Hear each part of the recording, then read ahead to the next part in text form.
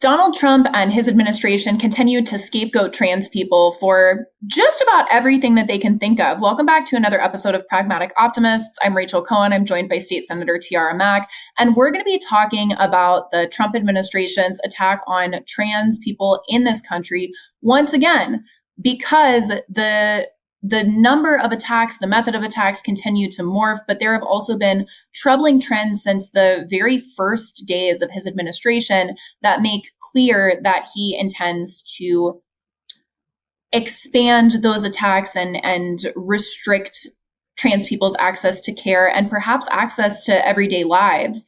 And so this rhetoric has obviously spiked around the murder of Charlie Kirk. I think we've seen it be we've seen the most tenuous possible connections between trans identity and mass violence, despite the fact that, of course, in this country, mass violence is most likely to be perpetrated by people on the right, by white men in acts of mass gun violence. I'm really worried, Tiara. How are you feeling? Well, Rachel, I'm not feeling good. One, because after last week's announcement that groups on the left would be gone after by this administration, I was wondering, where is my Antifa membership card in the mail? Where's my invitation to join? And I was wondering if you have in fact been invited to join this elite group of individuals who are quote unquote wreaking havoc in our streets, because I have not yet found any organization that actually exists that I can sign up and get a little card to put in my wallet. I think that the government is actually going to be deciding who carries a member card to Antifa. And so I think we'll only find out if we're members of that organization that doesn't actually exist as the FBI is at our front doors. But I will keep you posted. Who knows? Yeah. Well, and I think this points to another dangerous thing that we have gotten to with the last couple of weeks. We talked about in a previous episode last week about the designation of anyone who appears to be an immigrant, anyone who appears to speak a language other than English or speaks English with an accent, anyone who works a certain type of job or is seen in a certain place could now be detained and questioned by, according to our Supreme Court of the United States.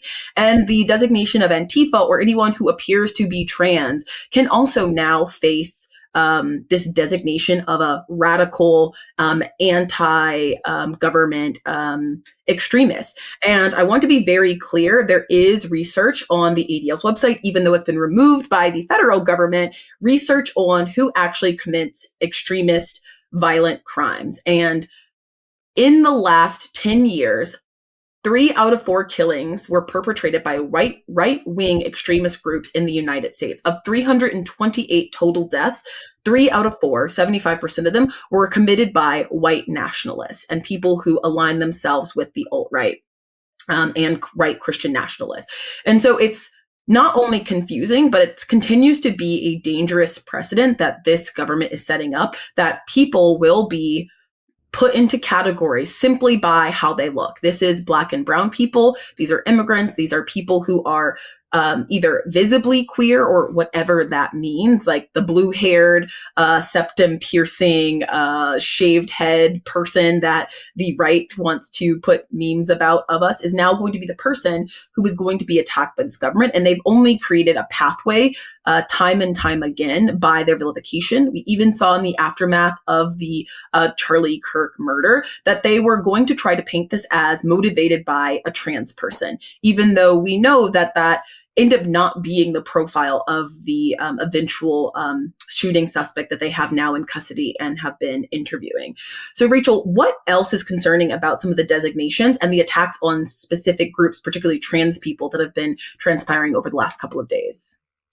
I think what isn't concerning about it, to the kind of notion of Antifa, and also potentially Ken Klippenstein, I know, is reporting on attempts of the federal government to include kind of trans people broadly as potentially mentally ill, to prevent, they say, to prevent purchase of firearms, when in reality, and I think that we've talked about this on here before, where I'm even more concerned about that potential designation is that there are certain aspects of civil commitment that become available. Donald Trump is trying to expand civil commitment. He issued an executive order back in June or July about July 24th about civil commitment in this country and expanding it, and said that that was going to be targeted at people who are homeless, which is also completely inappropriate. And I think we'll talk about that a little bit more on next episode. But I think that a lot of people don't necessarily understand just how terrifying civil commitment is and how difficult it is to withdraw yourself from that kind of interlocking government control over your life. It's a different process than it is to be criminally convicted of something. And so the evidentiary standards are much lower. And there's also, I think probably what most people have familiarity with when it comes to government getting involved in civil control of people's lives is perhaps the Free Britney movement and the conservatorships that were applied to people like Britney Spears, and the amount of control that it gave a private citizen, in that case, her father. There's also still institutions that people are civilly committed to. It's often for crimes of what would be considered sexual deviancy, right? So if people are repeat sex offenders or potentially involved in sex crimes related to minors, this web of civil commitment is actually where they're directed in many different states, as well as people who are considered to not be like mentally capable of taking care of themselves. And I will be honest, I don't want to fearmonger, but since that executive order was released, my great fear has been that while it is hiding behind still groups that should not be targeted and civilly committed, people who are drug addicted, etc., I'm really concerned about its expansion and use for trans people, especially as the government attempts to collect people's health records to see who is trans or who has sought treatment or gender affirming care. And so that's item one, is the civil commitment. Item two, I think, is the nebulous bounds of these definitions of membership in Antifa that I think we've seen Donald Trump Jr. tweeting about how Antifa and Trantifa are the same thing. And I think that there's been a lot of dismissal of Donald Trump talking about how he wants to designate Antifa as a terrorist organization or whatever else, because the typical terrorist organization designation is an FTO, a foreign terrorist organization. But I think that the derision about his capacity to do that really misses, number one, that everyone seems to just let him do everything all of the time. But number two, more importantly, even, because I recognize that similar to the Antifa definition, that's a little bit of a nebulous critique, is that the FBI just does whatever the fuck it wants. Like always, there's always been FBI surveillance of people that they view as agitators. It's one of the reasons why we don't have effective left-wing organizing in this country. Look at what's happened to Mahmoud Khalil. I come back over and over to the breakdown of leftist organizing in this country that people really want to point at and say, see, like leftists can't get anything done. There's, of course, infighting on the left. There's also a really concerted effort by state powers to undercut effective organizing on the left, and to do so quite violently. And so I think that we should take him very seriously. I've beefed with the Ezra Klein don't believe him strategy before, and I continue to do so because yes, we should point out when Donald Trump can't do things legally, but I think we also need to accept the premise that there doesn't seem to be super effective ways of stopping him, even when it's illegal, that we're seeing play out in this country. And so we need to be prepared as citizens for those systems to fail us and take it really seriously when he threatens that he is going to do something. So I've left you in potentially a difficult place to provide us with a little bit of optimism, but I think we are at about that time. Well, I think one thing that gives me hope is that so many people are pushing back against this like threat of a return of McCarthyism. We also saw a couple days ago that Berkeley released the names of 150 students that participated in pro-Palestinian protests.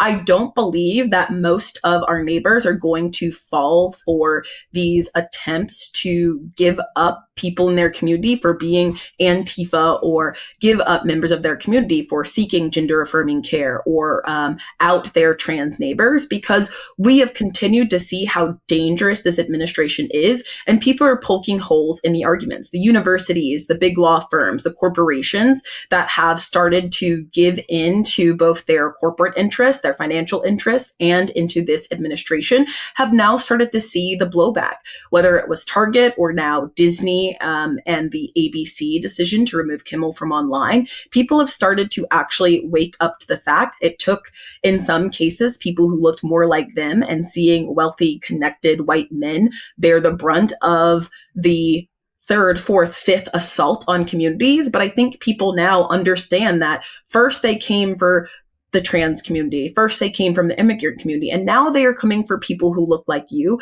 And so while the threat of a McCarthy era, like outing campaign of your friendly neighborhood mutual aid group or your friendly neighborhood free public library might seem imminent, because any of those things could tag someone as Antifa in the FBI's new like paper handbook made in crayon, I think we are even more likely to be able to have the tools to push back, because there are people who are alive and reading who also see what this clown show administration is. Though it is dangerous, they also see the holes that they can poke like Swiss cheese. So that is what is giving me hope. I don't believe we've set up the conditions or the expectations that we will have people turning in their neighbors, but it continues to be on all of us to interrogate what we are going to do for our neighbors, for our communities, to ensure that things like Berkeley and things like the censorship of comedians does not continue in our communities. And so far, people have pushed back in a really strong and